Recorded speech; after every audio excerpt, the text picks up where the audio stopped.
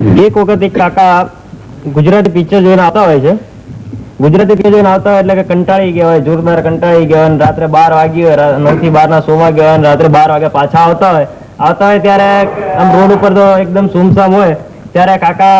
કે કાકા જોડા ખિસ્સા પેલા બૂટમાં કાઢી અને બૂટ સીધા ખભામાં લટકાવી દે આમ, અને પછી આમ ચાલતા ચાલતા ધીરે ધીરે આવે અને બારણું ખખડાવે કે એ કહું છું સાંભળે છે, એ કહું છું સાંભળે છે.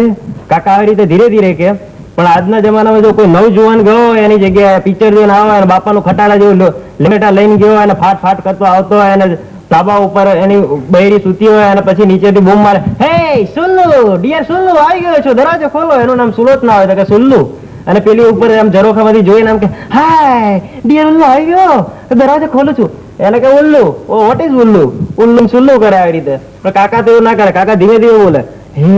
કહું છું સાંભળે છે, દરવાજો ખોલો, એ કહું છું સાંભળે છે, દરવાજો ખોલો, હું આવી ગયો છું. પેલી ડોસી કકડતી ઠંડીમાં 4 રજાઈ ઓઢીને સૂતી હોય અને એ બીજા ત્રીજા રૂમમાં સૂતી હોય ભણાય, અને કાકા ધીરે ધીરે બોલતા હોય, કાકાની ધીરે ધીરે ફ્રીક્વન્સી વધતી જાય અને કાકા બોલે કે એ બતલાની બા, બતલાની બા, એ બતલાની બા, એ બા બા કીધું. ડોસી ચમકી 4 રજાઈ એક બાજુ નાખીને 3 ફલાંગમાં દરવાજા આગળ આવીને કે હો હો હો, તમારાથી આ ઉંમરે મને બા નો કહેવાય, મારા બાપ સુધરો.